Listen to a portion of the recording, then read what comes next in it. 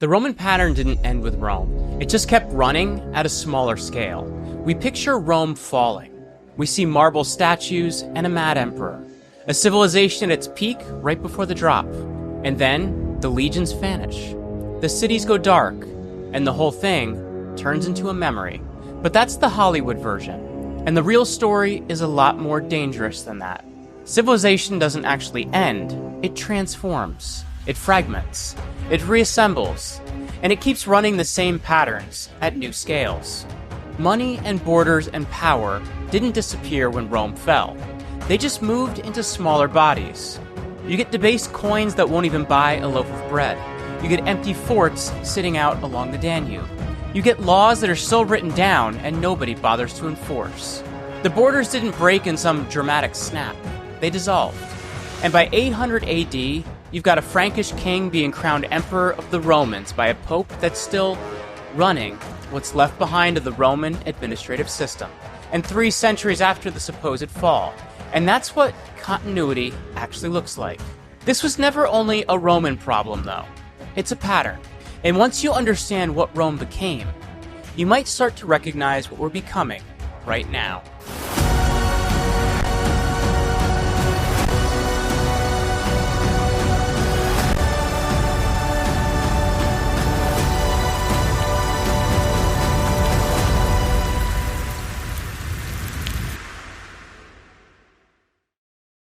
Welcome back to the Roman Pattern. I'm Jeremy Ryan Slate, CEO and co-founder of Command Your Brand.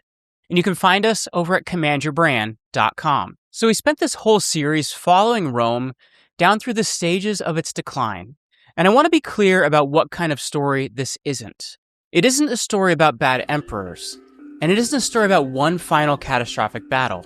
And it definitely isn't a story about a civilization that just vanished one afternoon. What we've been tracking the entire time is the system itself. And it really comes down to 3 things. The money, the borders, and the power. Money weakened first. And it weakened because the state was spending more than the economy could actually support. Then the borders got harder to defend. Because the state couldn't keep up the military machine that had protected them in the first place. And once that started, power began moving inward. Because the emperor became more important precisely because the institutions around him became less reliable. The army became more political because political authority just couldn't command that old unquestioned loyalty anymore. And the local elites got stronger because the center could no longer reach every province the way it once had. That was the kill chain. Money weakened, and then the borders strained, then power centralized, and then, in the end, that same power fragmented. But I want you to sit with this next part, because the story did not end in 476. That date does matter. It marks the moment Romulus Augustulus was removed, the last emperor to actually rule the Western imperial court from Italy. What it doesn't mark is the disappearance of Roman institutions, of Roman law, or Roman identity, or even just Roman habits. The imperial framework broke apart, but the materials were all still lying right there. The roads were still there. The cities were still there. The tax districts were still there. Even if the taxes got collected a little differently now. The bishops were still there. The Roman aristocracy was still there. And the Latin language was also still there. And all across Western Europe, new rulers just moved into the spaces that Rome had left behind. They weren't building brand new systems from scratch. They inherited pieces of the old one, and then they tried to make those pieces work for themselves. By around 700 AD, Western Europe had reassembled into this whole constellation of post-Roman entities. You had Visigothic Hispania, Frankish Gaul, Lombard Italy, Anglo-Saxon Britain. You had North Africa, which first went to the Vandals, then the Byzantines, and then later to Arab rule. And you had the papacy sitting right there in Rome. Every one of them was different, and from different resources, different enemies. And yet underneath, they were all facing the same structural pressures. How do you collect money when the old economy has contracted? How do you control your borders when the whole populations are moving and the old armies are gone? How do you keep power legitimate when the institutions that used to manufacture legitimacy just don't work anymore? That's the Roman pattern. And I want to be careful here, because it isn't a Roman personality trait, and it isn't some ethnic characteristic. You can't pin it on Italians or Germans, on emperors or barbarians or Christians. It's simply what systems do when they come under enough pressure. The names change, the uniforms change, the language changes, and the pattern stays exactly where it was. Now, there are two mistakes people tend to make here. The first is imagining that Rome was just replaced by darkness. The second is imagining that Rome simply continued on without any real change. And both of those are wrong. Mary Beard, who's about as good a guide to Rome as you're going to find, has made the point that this whole "the lights went out" version of the fall is largely something that later generations invented. The reality was slower than that, and a huge amount of Rome kept right on running. What actually happened was more precise than either mistake. The Roman world fragmented into smaller political bodies, and those bodies kept some Roman functions and abandoned others. They changed the scale of government. They changed who held power and how the money moved, and even what a border was supposed to mean. And through all of that, they kept running into the same problems. So this isn't really the story of Rome ending. It's more like the story of Rome getting redistributed. So let me walk you through the 5 major post-Roman worlds that came out of the West. There was Visigothic Hispania, Frankish Gaul, North Africa, Lombard Italy, and Anglo-Saxon Britain. They didn't all survive in the same form, and they didn't all last the same length of time. And they certainly didn't inherit Rome equally. But every one of them came out of the same collapse. And every one of them was sitting on territory that had once been held together by Roman military power and Roman administration. And their rulers all faced the same basic problem. They'd inherited Roman land and Roman subjects and Roman cities, but they had not inherited the full Roman state. See, a Roman governor used to be plugged into a much larger chain of command. A local king just wasn't. A Roman tax collector used to be part of a system that could move money across whole provinces. And a post-Roman ruler was usually working with a much smaller area. A Roman army could pull resources from the entire Mediterranean world, while a Visigothic king or a Lombard duke, or even an Anglo-Saxon warlord, had to find whatever he needed a lot closer to home. And that changed everything. Under the empire, a crisis in one province could be answered with resources from another. After the empire, every crisis became local. A bad harvest in one region could genuinely weaken a whole kingdom. One noble's rebellion could cut off a road. A broken bridge could separate an army from its own supplies. A disputed succession could split a kingdom into several smaller kingdoms overnight. The system had become a lot more fragile because the system became smaller. And that's just what happens after a large political order breaks up. The same pressures don't go away. They actually get easier to trigger. The Visigoths didn't arrive in Hispania like people wandering into some empty land. They walked into a Roman province, and that distinction really matters. Hispania had Roman cities and Roman roads, and estates and bishops.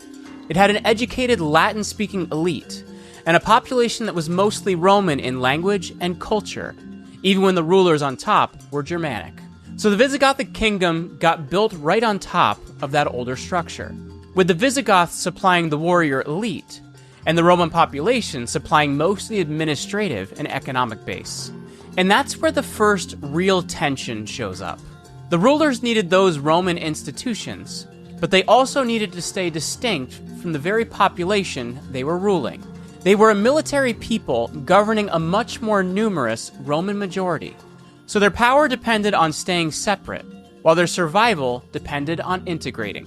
Those two forces were pulling in opposite directions the whole time. At first, religion actually reinforced the separation. The Visigothic elite followed Arian Christianity, and the Roman population was largely Catholic. And that wasn't just some abstract theological disagreement. Religion was tied to identity. It helped to mark out who belonged to the ruling class and who didn't. So as long as the Visigoths stayed religiously separate, they stayed politically separate too. And that made the kingdom much harder to unify. A king could command the army, issue laws, control the court, and still not be able to fuse the two populations that fundamentally understood themselves as different people. Then in 589, King Recared converted to Catholicism, and that one decision knocked down one of the big barriers between ruler and ruled. Now the Visigothic elite could present itself as the protector of the same religious community as everybody else. The church turned into a bridge, and it also turned into a political institution. The bishops of Hispania stopped being purely religious authorities. They became part of the actual machinery of the kingdom. They sat on councils. They helped define who was legitimate. They backed kings or opposed them. They preserved literacy and records. And they carried out a lot of administrative substance that Rome had left behind. That was a genuinely successful adaptation. And it created a fresh problem. Now the monarchy needed the church, and the church needed the monarchy, and the nobles needed both, and nobody fully controlled the whole thing, which made succession dangerous. A Roman emperor had faced succession problems too, of course, but the difference was scale. Rome had armies and provinces to absorb the shock. The Visigothic kingdom had fewer institutions, fewer reserves, and a dispute over the throne could travel very fast, from the palace to the army, from the army out of the provinces, and from the provinces all the way to the frontier. And this is money and borders and power playing out in miniature. The money was weaker because the kingdom couldn't draw on the full Mediterranean economy. They still used Roman coinage and still inherited Roman taxation, but the old flow of wealth had narrowed. Long-distance trade had fallen off. The urban markets were smaller, and collecting taxes just got harder. So the land started to matter more than the currency, and that quietly shifted power toward the landowners. A ruler who couldn't reliably collect money had to reward his followers with land and offices and protection instead, which made the aristocracy stronger. And the stronger the aristocracy got, the less the king could lean on any real central authority. So the state started running on personal relationships. A noble backed the king because the king protected his land. A commander backed the king because the king had granted him authority. A bishop backed the king because the king protected the church. The kingdom still existed, but it was being held together by the same machinery the empire had used. It was being held together by negotiated loyalty, one deal at a time. And that's a major stage in the way civilization contracts. Because once money becomes unreliable, power becomes personal. And once power becomes personal, the institutions get weaker. And once the institutions get weaker, every succession turns into a live threat. The border problem followed the exact same logic. Hispania wasn't isolated. It had pressure coming from the north, revolts on the inside, mountain regions and distant provinces to keep control of. And a central government simply can't respond everywhere at once. The Visigoths had held most of the peninsula, but holding territory and actually governing it are two different things. The kingdom can draw a border on a map, and that doesn't mean the state can patrol it, or collect taxes across it, or enforce its own laws out there. The Visigothic king could be powerful in Toledo and almost weightless in the countryside. He could command loyalty from one army and lose his grip on another entirely. And this is how borders dissolve, which usually isn't through some dramatic invasion at all. Sometimes it happens through distance, or through delay, or through local rulers quietly deciding that the center just doesn't mean anything to them. By the early 8th century, the Visigothic kingdom was split by a succession conflict. And when a new external force came into the peninsula, the kingdom couldn't respond as one body. The old Roman infrastructure was still present. The roads and cities were still there. But the political machine that connected them had gotten soft. The invasion exposed that weakness. It didn't create it. The collapse had already started from the inside. And that distinction really matters, because external enemies almost always get the credit for destroying a civilization, when really an enemy can only exploit a weakness that's already sitting right there. This was never just a Visigothic problem. It was the same pattern Rome had already run. The money weakened the center. The power drifted toward local elites. The border got harder to defend, and then a succession crisis converted all of that latent weakness into an actual collapse. If Visigothic Hispania was a Roman inheritance struggling just to hold itself together, then Frankish Gaul was the most successful post-Roman adaptation anywhere in the West. The Franks didn't simply preserve Roman Gaul, they absorbed it. Their kingdom started in a region where Roman institutions hadn't fully vanished. The cities still mattered, the bishops still mattered, the aristocratic landowners still mattered, and the Roman population was large. The Franks were a military elite, but they weren't trying to govern some empty frontier. They were taking control of an existing, functioning society, and Clovis understood the political weight of all of that. His conversion to Catholic Christianity let him line the Frankish monarchy up with the bishops and the Roman population. And that was never just a religious move. It was a political merger. Suddenly, the Franks could present themselves as legitimate rulers of Gaul, as defenders of Catholic order, rather than outsiders squatting on somebody else's territory. The bishops got a powerful protector.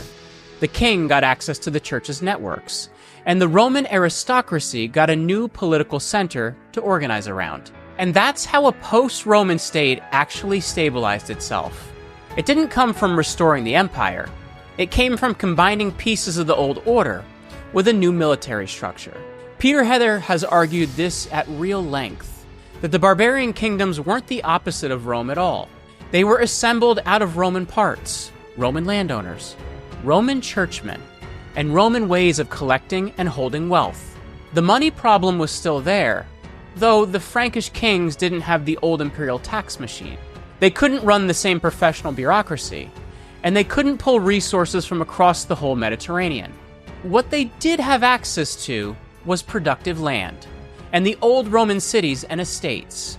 So their economy became more land-based, with wealth moving through agricultural production and tribute and gifts and control of estates. The king rewarded his followers with land and offices, which strengthened the military elite, and it also planted the same long-term danger that had already weakened Rome. Because when a state runs on personal grants, the people receiving those grants eventually get powerful enough to challenge the very center that granted them. The king could expand his realm, conquer new territory, hand out more land, but every reward created another noble with his own interests to protect. Every victory handed the monarchy one more territory to manage. Every new territory created another border, and every border needed soldiers, and every soldier needed resources. The system could grow, sure, but growth kept raising the cost of control. And you can see the shape of it right there. Expansion creates strength, and expansion also creates obligations. If the state can't turn that new territory into stable revenue, the conquest just becomes a burden. The Frankish rulers brushed up against that problem again and again. The Merovingian kings also divided their realm among their heirs, which wasn't unusual in the early medieval world. A kingdom often got treated as a family possession, so when a ruler died, the territory could get split among his sons. That didn't always cause an immediate collapse. Sometimes it just produced several branches of the same dynasty. But it did make the state more vulnerable, because different regions developed different interests, different nobles built up local power, and different royal courts started competing for the same resources. The kingdom stayed connected by the dynasty, and the dynasty isn't the same thing as an administration. So this was really the post-Roman version of imperial fragmentation. Instead of one emperor ruling many provinces, you had several kings ruling related territories. The scale was smaller, but the underlying mechanics were completely familiar. Money still decided how much authority the center could hold. Borders still decided how much military pressure the state could absorb. And power still decided whether the kingdom held together at all. And eventually, authority slid away from the Merovingian kings and toward the officials who actually ran the palace, the ones they called the mayors of the palace. The title sounds administrative, almost clerical, but the power was deeply political. The mayor of the palace controlled who got access to the king. He helped direct the military campaigns. He managed the royal resources, and he became the person who could actually make the kingdom function. The king still existed, it's just that the office of king now depended on a stronger institution sitting right beside it. And that's another one of those Roman patterns. Because when the official center gets weak, the real authority quietly moves into the machinery surrounding it. The title stays put, while the function shifts underneath it. The same exact thing happened in Rome, where the emperor stayed the symbolic center, while the commanders and the court officials and the generals and administrators increasingly controlled what he could actually do. In the Frankish kingdom, the transition was just more visible. The Carolingian family eventually replaced the Merovingian dynasty, when Pepin the Short took the throne with the church's support. The Pope supplied legitimacy, the Franks supplied the military protection, and the church and the monarchy traded each other exactly what the other needed. And that wasn't a restoration of Rome, it was a new order getting built out of Roman remains. Then, under Charlemagne, the Frankish realm expanded dramatically. He conquered in Italy, he pushed eastward, he fought the Saxons, he stretched Frankish power across a huge chunk of Western Europe. For a brief stretch, the scale of the kingdom started to look like the scale of an empire again. But the internal mechanics stayed post-Roman the whole time. The state ran on personal loyalty. Local counts held authority on the ground. Royal agents moved through the realm. Church networks propped up the administration. And land and military service stayed tightly bound together. Charlemagne's success came from combining all of that. He didn't recreate the Roman tax bureaucracy. And he didn't rebuild the old Mediterranean economy. And he didn't reconstruct the imperial system exactly as it had been. What he built was a Frankish empire that borrowed Roman language, Roman legitimacy, Roman administrative memory, and Roman symbolism. And that's what made Frankish Gaul the most successful Roman inheritor, not because it preserved the most, but because it adapted the most effectively. The Franks understood that legitimacy had to be inherited, that raw military strength was never going to be enough. A king could conquer Gaul, and he still needed the bishops, and the Roman population, and the church. He needed a language of authority that could reach past his own warrior elite. And that language was Rome. That's why the Roman pattern survived so well in Frankish territory. The empire had fallen, but the idea of an organized universal authority had not. North Africa shows you what happens when a region with deep Roman wealth loses the wider system that used to connect it. The province of Africa had been one of Rome's most valuable regions. It produced grain, supported cities, and it tied the Mediterranean together. And Carthage was one of the great urban centers of the Western world. This wasn't some peripheral backwater. It was central to the Roman economy, which is exactly why its transformation is so telling. When the Vandals captured Carthage in 439, they didn't go around destroying every Roman institution. They took control of a functioning economic machine. They inherited the cities, the estates, the ports, the tax systems, and a population that had been part of Rome for centuries. The Vandals became the new military elite. Roman Africa became a Vandal kingdom. And the old system didn't just evaporate. They kept using Roman administrative practices. They leaned on the Roman landowners. They ran Carthage as a political center. They profited off the Mediterranean trade, and they even used naval power to throw their weight around well beyond North Africa. And there's an important point buried in there. A conquering group doesn't always replace the system it captures. Sometimes it just seizes the system's most valuable parts and keeps them running. The Vandals had no need to invent a new economy. They needed to control the existing one. So money kept flowing. It just stopped supporting the Western imperial structure, and it started supporting a smaller kingdom instead, which is the same framework operating at a different scale. The Vandal kingdom also inherited that same friction between a military ruling class and a Roman majority. The Vandals were Arian, the Roman population was largely Catholic, and the religious divide hardened the political separation. The ruling group held the army and the state, while the Roman elite held most of the land and the urban culture and the administrative know-how. The kingdom needed both groups, and it never fully merged them, and that left its internal unity brittle. The Vandal state was strong enough to menace the whole Mediterranean, and it was never stable enough to absorb its own internal conflicts. So when the Byzantine Emperor Justinian sent an army under Belisarius in 533, the Vandal kingdom folded fast, and we actually have a front-row account of that campaign, because Procopius, who served as Belisarius' own secretary, was right there for the war, and he wrote the whole thing down. The speed really tells you something. The Vandals had controlled a wealthy region. They had ships, they had soldiers, and their own political base was still narrow. The kingdom had never built a deep common identity. So once the military leadership got beaten, the system had almost no capacity left to recover. And honestly, that's one of the most important lessons in this entire post-Roman story. A state can look strong purely because it controls wealth. And wealth is not the same as cohesion. A state can hold plenty of money and still have no real legitimacy. It can field an army and still have no institutional depth. It can rule a city and still fail to control the society around all of it. The Byzantines then tried to restore Roman authority in North Africa as just part of Justinian's bigger project to claw back the western territories of the old empire.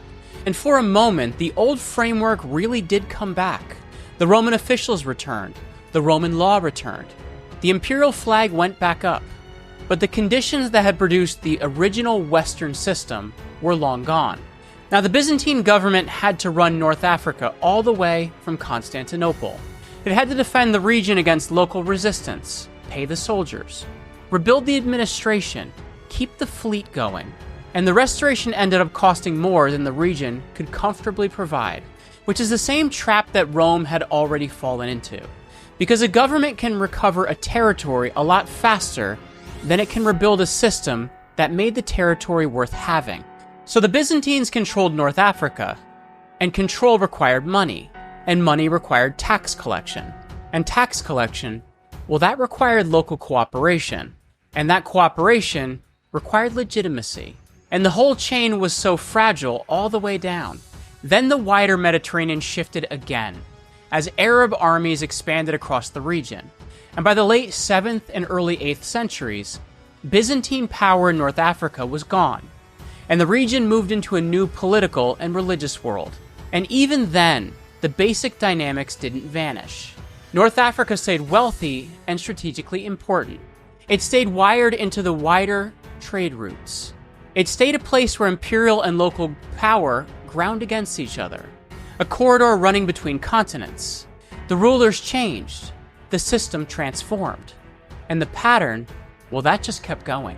So North Africa really shows you what collapse isn't always a straight line down. The region went from Roman rule to Vandal rule, then from Vandal rule back to Byzantine rule, then into Arab rule.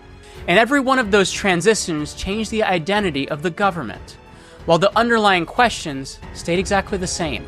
Who controls the money? Who protects the borders? Who actually has the authority to rule? The answers kept changing from one century to the next. The questions, well, they never did. Lombard Italy is really the pattern moving faster. Italy had been the center of the Western Empire, and that gave it prestige. But that prestige didn't guarantee any stability. The Gothic War had battered the peninsula. The cities were weakened. The countryside was disrupted. And then the Byzantine Restoration piled fresh pressure on top of the population, with heavy taxes and high military demands. The old imperial heartland had turned into a contested zone. Then in 568, the Lombards came into Italy. They didn't just conquer the whole peninsula in one clean sweep. They set up a kingdom around a scatter of local centers.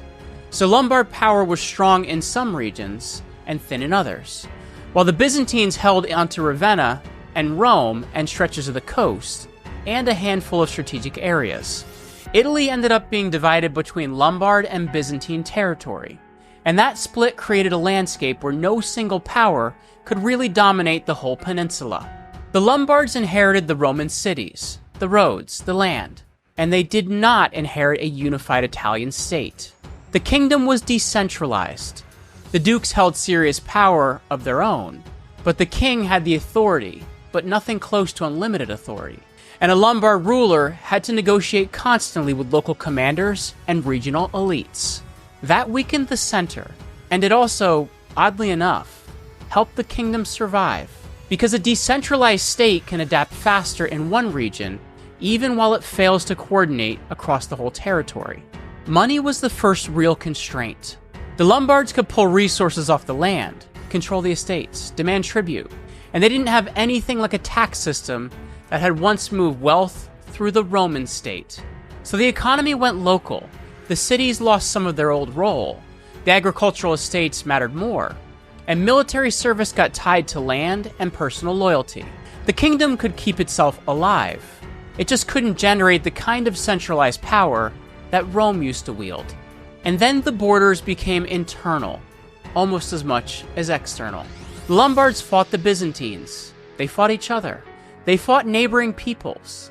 They jostled with the papacy. And on top of all of that, they had the plain problem of distance. A duke up in the north didn't necessarily share the priorities of a duke down in the south. A king in Pavia could issue an order, and there was no guarantee anyone in Benevento or Spoleto was going to comply. The kingdom had a common identity, and it didn't always have a common interest. And that gap ended up shaping its whole fate. The Lombards were successful enough to become a major power, and they were never really centralized enough to become the unquestioned power in Italy.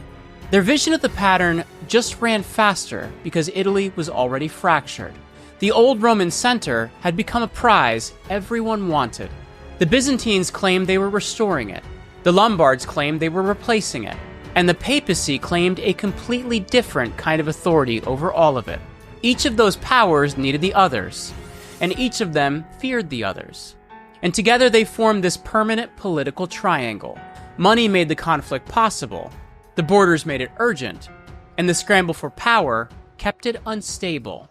So when the Lombards started threatening Rome, the papacy went looking for protection, and when the Byzantines couldn't supply enough of it, the papacy turned toward the Franks instead.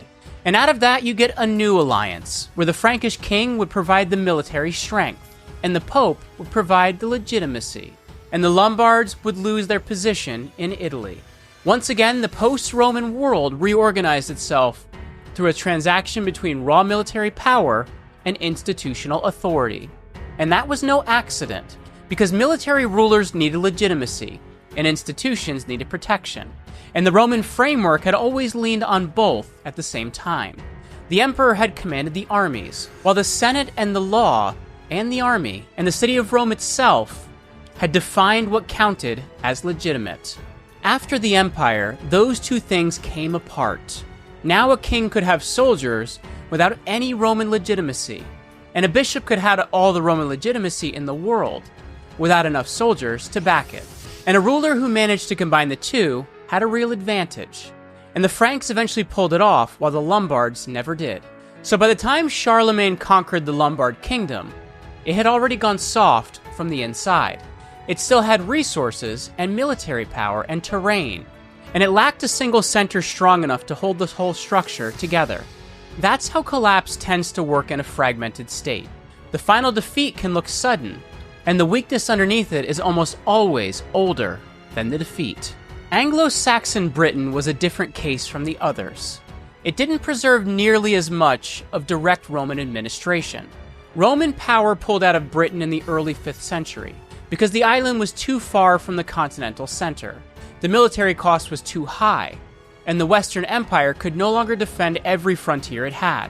And once the Roman soldiers left, the old system contracted fast. The cities declined, the long-distance trade shrank, the monastery economy weakened. Roads stayed put while the state stopped maintaining them at anything like the old scale. The whole Roman administrative structure faded out. But Britain didn't turn into some empty void. Local leaders stepped in. Some of them were Romanized, some of them were Brittonic, some of them tied to migrating Germanic groups. And over time, Anglo-Saxon kingdoms took shape across a lot of eastern and southern Britain. The old Roman province became a landscape of smaller political centers. And this wasn't the same as Rome collapsing in Italy, because Britain had already been a frontier to begin with. It had fewer urban resources, and it was more dependent on military protection coming from the continent. So when the imperial system withdrew, The local economy had far fewer reserves to fall back on, and the transition happened harder and sharper. Money weakened first here too. Roman coinage got scarce, the trade routes narrowed. The big estates that had depended on imperial markets got harder to sustain, and local production started to matter more than anything else, with status resting on land and livestock and personal loyalty. This is the part that Brian Ward Perkins has really hammered on, because in Britain, especially the archaeology, shows a genuine collapse in material life. The coinage disappears, the good pottery vanishes, the long-distance trade dries up, and even the quality of building drops. This wasn't just a change of management at the top. Living standards actually fell, and the borders went local right alongside the money. A kingdom controlled the land immediately around its settlements, and beyond that, its influence just got hazy. There were no clear imperial boundaries guarded by a professional army anymore. Instead, you had rival kingdoms, contested river valleys, fortified settlements, and alliances that kept shifting. A border stopped being a line drawn by a central government and became something more like the distance of a king's followers could ride before another king rode out to challenge them. It's a smaller scale version of the imperial frontier. The function was the same, only the scale had changed. Power went personal too. A king's authority rested on the loyalty of his warriors, and the warriors expected rewards, and the rewards came from land and captured wealth. So a king who couldn't deliver wealth lost his followers, and a ruler who lost his territory, and a ruler who lost his followers lost territory, and a ruler who lost territory had even fewer resources than before. The chain is almost brutally simple. Less money meant fewer warriors, and fewer warriors meant weaker borders, and weaker borders cut into the king's ability to collect wealth, which meant even less money. And the whole cycle just accelerated on itself. This was never a failure caused by one bad king. It was a system trying to operate on far fewer resources. Over time, though, the Anglo-Saxon kingdoms built more durable institutions. Christianity came back in an organized form. The churches became centers of literacy. Kings started drawing on religious legitimacy. Law codes got written down. Royal courts grew more stable, and trade even picked back up in some regions. The system didn't stay frozen at the moment of collapse. And that's another mistake people make about the post-Roman world. They see decline and just assume that only more decline followed. But decline isn't the same thing as permanent stasis. A smaller system can stabilize. It can grow again. It can build new institutions. And it can blend old Roman practices with local traditions. Anglo-Saxon England eventually grew into a political order that was neither Roman nor simply tribal, a new structure built out of the remains of both. The kingdom had inherited the Roman pattern without inheriting the Roman state, so it had to manage its money and its borders and its power, and it still had to answer the same underlying question, which was how you turn scattered local authority into a stable political order. The answer was never to recreate Rome. The answer was to build a new center of its own. The papacy is one of the most important forms of a Roman survival there is. When the imperial court left the west, the Bishop of Rome stayed. The city was poorer now, the population had dropped. The old political machinery had broken down, and the institution itself remained. The papacy preserved a lot more than religious authority. It preserved literacy, records, and the links between cities and a whole language of universal legitimacy. It controlled land, managed estates, organized food distribution, negotiated with local military powers, and acted as a genuine political authority in a world where the old Western government had simply vanished. Now, that didn't make the Pope an emperor. The papacy never had the same military power, and it couldn't enforce its will across Europe. What it held was something kings actually needed, which was continuity. A Frankish king could control territory, and the Pope could define what that rule meant. A Lombard king could threaten Rome, and the Pope could go find protection from some other power. A ruler could have an army, and the Pope could tell everyone whether that ruler belonged inside the legitimate Christian order or not. That was the real power. It wasn't command exactly. It was closer to the power to recognize. The papacy also inherited Rome's habit of administration. The language was Latin. The records were written. Their hierarchy was organized, and the institution operated straight across political boundaries, which let it talk to communities that no single king fully controlled. And that's what made it so unusually durable. The Western Empire had lost its political unity, and the church kept its wider network intact. That's really how the substance of an institution survives a political collapse. It doesn't need to preserve everything. It just needs to preserve enough. Enough of the language and the records and the authority. Enough trained people, enough property, and enough memory. Because that memory can become the foundation for a whole new political order. And the papacy wasn't just sitting there remembering Rome. It was using Rome.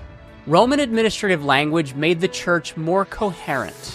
Roman legal traditions gave its shape to its claims. Roman geography helped to define its reach. And Roman prestige gave weight to its decisions. So when the Pope crowned Charlemagne in 800, the ceremony worked precisely because the papacy was still carrying all of that memory forward. The crown mattered, the ritual mattered, the location mattered, and the whole meaning rested on the idea that Roman authority could be transferred. Not transferred exactly as it once existed, but transferred into a new arrangement, which is really what civilization does. It holds onto the symbols after the original machinery is long gone, and then new rulers pick up those symbols and use them to build something else. The Byzantine East kept the Roman framework going at a much larger scale. The Eastern Empire didn't disappear in the 5th century at all. It kept the imperial court, an organized bureaucracy, professional army, a working monetary system, and its major cities. Constantinople stayed an imperial capital. The gold solidus stayed one of the most trusted currencies in the entire Mediterranean. And the Eastern government kept right on collecting taxes, appointing officials, defending its borders, and claiming universal Roman authority. So in the East, the Roman pattern wasn't running at the same shrunken scale as it was in the West. The state still had enough money to maintain its imperial institutions, and enough power to answer threats across several regions at once. But the pressures were absolutely still there. The borders were under constant attack. The wars with Persia had drained resources, and the Arab expansion piled on new military pressure. So the government centralized its powers because the borders were dangerous, and it taxed heavily because the army was expensive, and it worked hard to hold legitimacy because populations in different regions carry different identities and different religious traditions. The Eastern Empire survived by adapting to all of it. It lost territory. It reworked its military system. It changed its language. It changed its administrative practices. And though every bit of it stayed Roman, and the East matters because it proves the collapse of the West was never the automatic end of Rome. The imperial system could survive as long as it held on to enough resources. The West didn't manage that, and the East did. I'm going to leave the Byzantine story right here for now, because honestly, it deserves its own series. But the basic contrast is clear enough. The West fragmented into smaller political bodies, while the East preserved a larger central framework. The pressures on both were similar. The scale was completely different. Now we can actually see the structure of the whole thing. Across the post-Roman West, the same three fault lines kept surfacing over and over. And it always came back to money, borders, and power. Money wasn't just the question of whether the coins had been debased anymore. It became the question of whether a government could turn economic activity into real political control. The old Roman state had run on taxes and trade, and land and currency. And when those systems contracted, rulers had fewer ways left to pay their soldiers and officials. So they compensated with land, with personal grants, with control of estates. And that made the economy more local. And it also made power more personal, because a ruler who leaned on land grants was quietly manufacturing a class of people who could eventually turn around and resist him. The money problem became a power problem. And then the power problem became a border problem. A king with fewer resources couldn't keep up his distant garrisons. And a kingdom with weaker garrisons couldn't control its frontier. A weak frontier invited migration and rebellion and invasion. And then the border problem circled right back and damaged the economy again. Because the trade routes got less secure, the cities got less connected, tax collection got less reliable, and the money problem came back around a second time. So you get this cycle. Money weakens the center loses its grip on the borders. The border crisis forces more military spending. The military spending piles more pressure back onto the money, and the ruler centralizes power to manage the emergency. And the centralization breeds resistance, and the resistance fragments the power all over again. A fragmented power makes the money and the borders even harder to control than before. That's the kill chain. The details shift from place to place, and the sequence itself keeps surviving intact. You can watch it play out differently in each world. In Visigothic Hispania, it was religious division and noble power eating away at royal unity. In Frankish Gaul, it was land and military loyalty, generating both the expansion and the fragmentation at once. In North Africa, it was military elite controlling a rich Roman province without ever building deep political cohesion under it. In Lombard Italy, it was decentralized power leaving the kingdom strong enough to conquer and too divided to dominate. In Anglo-Saxon Britain, it was the withdrawal of Roman resources, shrinking the whole economy down to a local scale. And in the papacy, it was an institution quietly preserving the administrative substance of Rome after the political power had moved somewhere else entirely. Different outcomes everywhere, and the same pressures underneath every one of them, which is exactly why the Roman pattern is so universal. It doesn't depend on one culture. It depends on structure. A larger state generates obligations. It has to defend long borders and collect money across enormous distances and hold legitimacy among different populations and keep coordinating elites who can grow powerful enough to challenge the center. And when the resources holding all of that up start to decline, the state is left with a menu of choices, and none of them are clean. It can cut its commitments, or raise taxes, or debase the currency, or centralize power, or recruit outsiders, or grant land away, or push the cost down onto local communities. And every single one of those choices solves one problem while creating another. Raise taxes and you might protect the army, and you weaken the economy doing it. Debase the currency and you get short-term money, and you burn through people's trust. Recruit outside soldiers and you gain manpower. And you're handing military power to groups whose loyalty you now have to keep negotiating. Grant away land and you buy support, but you're also breeding local elites who can resist you later. Centralize authority and your decisions get faster, and the whole system becomes dependent on whoever's sitting at the top. The Roman world tried every one of these, and the post-Roman kingdoms tried most of them too. And that's why the pattern keeps repeating. The choices were never unlimited. The pressures just kept narrowing the options down. By 800, the Western world had reached its kind of synthesis. Not a restoration of the old thing, but a synthesis of a new one. Charlemagne ruled a Frankish kingdom that had spread across most of the Western Empire. He had military power, he controlled land, he had the church behind him, and he'd inherited the Frankish system of kingship.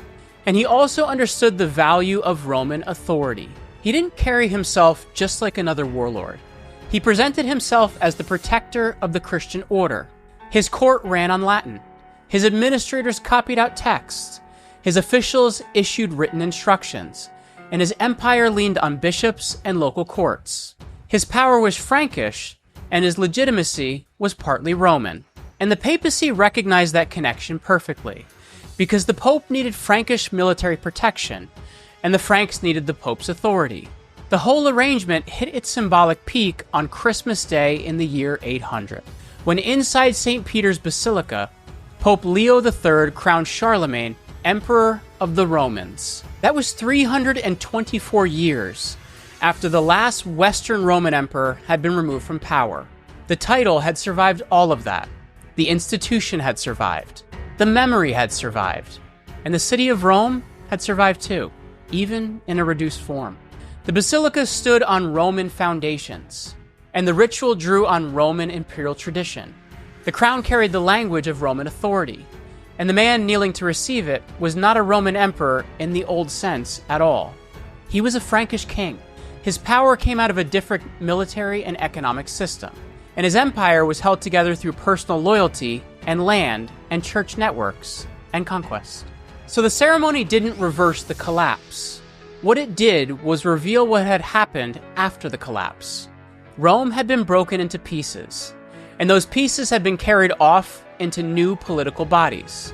The papacy had preserved the institutional memory.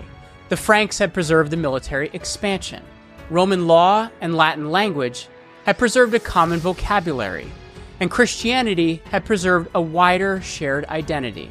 The coronation gathered all of these pieces back into one place. That's what makes Charlemagne the synthesis moment. He didn't recreate the first Roman Empire. He fused Roman memory together with post-Roman power, and the old structure came out on the other side as a new structure. The pattern was simply running at a different scale, but a synthesis isn't the same as permanence. Charlemagne's empire still leaned heavily on personal rule, still depended on local agents, still faced the problem of succession, still had to convert conquest into revenue, still had to control distant borders. All the same pressures were sitting right there. A strong ruler could hold the whole system together, and a weaker successor could expose every one of its divisions. And that's what happened again and again after Rome. A capable ruler expands the system. The expansion generates more obligations, and the ruler's personal authority papers over the structural weaknesses underneath. And then the ruler dies, and the system has to keep running without the one person who is holding it up. If the institutions are strong enough, the state survives. If they aren't, it fragments. So Charlemagne's coronation was really both a beginning and a warning at the same time. It showed that a civilization can reassemble itself, and it showed that reassembling doesn't erase the old problems. It just gives those problems a new container to live in. And that brings us to a modern question, which is whether we're living through an after Rome moment ourselves right now. Answering that honestly takes some discipline, because the modern world is not the Roman Empire. Our technology is different. Our economy is different. Our institutions are different. And the scale is very different. Historical parallel was never a claim that the events are identical. It's a comparison of how the underlying forces behave. First of those forces is money. Modern states can create money fast. They can borrow on a scale that no ancient government could have imagined. And they can move capital around the world in seconds. And that gives them extraordinary power. It also loads them with extraordinary obligations. Debt can postpone a crisis, and it can erase the costs of it. Inflation can shrink the real burden of that debt, and it can also eat away at people's trust in currency. A government can keep funding its system for years after the underlying economy has actually gotten less productive, and that can make the whole thing look stable from the outside. The numbers still move, the institutions still operate, the money still changes hands, and underneath that motion, the relationship between the money and the real production quietly gets strained, which was the Roman problem in another form. Because a currency isn't valuable just because the state declares it valuable. It's valuable because people believe the system behind it can hold its purchasing power. And once that belief starts to weaken, every transaction gets more expensive, every promise gets less credible, and every institution has to work harder just to keep the trust it already had. I'm not saying modern currencies are about to collapse. I'm making an observation about structure, which is that any system running on confidence has to protect that confidence. The second force is borders. The Roman Empire had to manage movement across vast frontiers, and modern states face movement across their borders on a global scale. People move for work, and because of war, and because of economic collapse, and because communication has made the opportunities somewhere else suddenly visible. The movement itself isn't automatically a crisis. The trouble shows up when institutions can't process it. A border was never only a physical line. It was also a promise. It promises who belongs, and who gets protection, and who's subject to the law, and who pays into the system. And when that promise gets blurry, identity turns political. The argument stops being only about migration and starts becoming an argument about the meaning of citizenship. about fairness, about whether the state even controls its own boundaries anymore. Rome faced its own versions of this. The empire needed people and soldiers and labor, and populations to resettle damaged regions. And integration was never simple. The state had to decide who got legal status, who served in the army, who paid taxes, who could hold office, who really belonged to the political community. And when those decisions got inconsistent, the border itself turned into a source of internal conflict. Modern conditions are different, and the underlying dynamic is completely recognizable. Borders get unstable when the state can't line up movement, identity, law, and resources with each other. The third force is power. When the money is strained and the borders are contested, people start demanding action. They want the government to move faster, to make stronger decisions, to find someone who can just bypass the institutions that feel too slow to respond. And that pressure pushes everything towards centralization. Power drifts towards executives, towards emergency authorities, towards agencies that can act without long public debate. And sometimes centralizing is really necessary, because a state can't answer every emergency through endless delay. But every emergency power raises a question that doesn't go away. When does the emergency actually end? Who hands the power back? What happens when your political opponents end up holding that exact same authority? This was one of Rome's deepest problems. The emergency powers were created to protect the Republic, and eventually powerful men figured out how to use emergency conditions to break the Republic instead. The offices survived, and the limits on it quietly disappeared. And that's the shape that it always takes. A system creates extraordinary powers to handle an extraordinary crisis. And then, the crisis becomes permanent, and the extraordinary power becomes normal. And the institutions rearrange themselves around it, and the public grows dependent on it, until the state simply can't get back to the old balance anymore. So the modern comparison was never some particular country is Rome.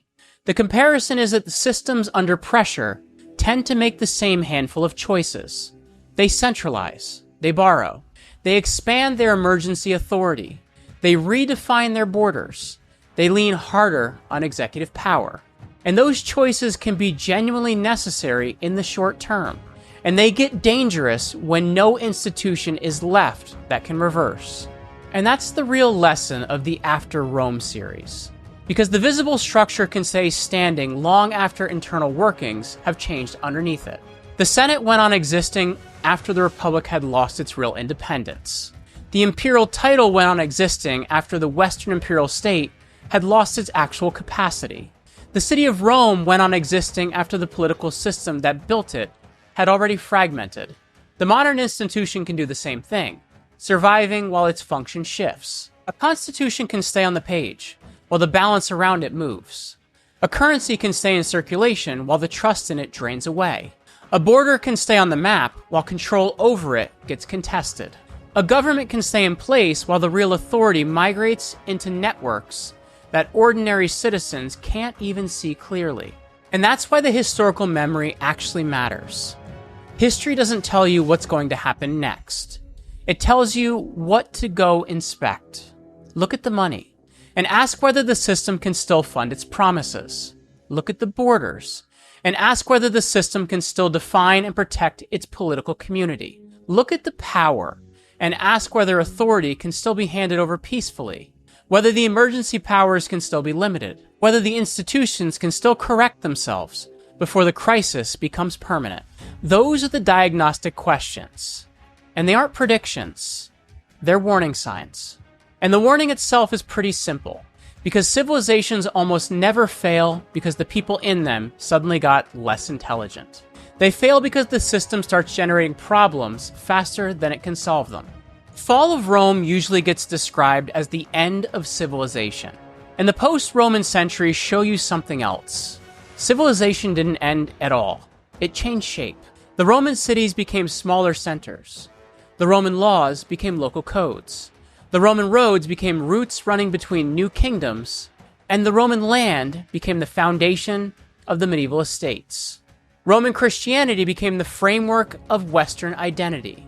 and Roman authority became a language that new rulers reached for to legitimize themselves.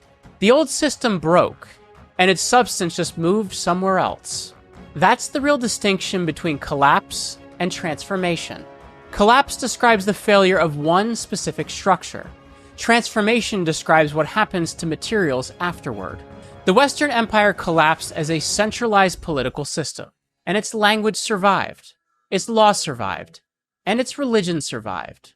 Its roads and its cities and its memory all survived. Then the post-Roman kingdoms took those elements and combined them with new forms of military and local power. They didn't have to start from nothing.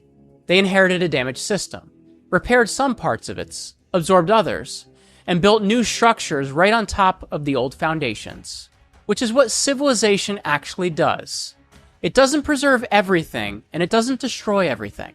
It selects. It carries some parts forward and lets other parts fall away, and the result looks new even while the old pattern is still quietly running inside it. This was never just a Roman problem, because it happened for structural reasons. It happened because the money could no longer support the old scale. It happened because the borders got too expensive to defend. It happened because power drifted away from institutions and toward individuals. It happened because every solution kept generating another obligation. The same condition turned up in different forms across the entire post-Roman Europe. The Visigoths inherited Hispania and struggled to unify it. The Franks absorbed Roman Gaul and built the strongest Western successor state of all of them. The Vandals seized North Africa and never built any deep cohesion under it.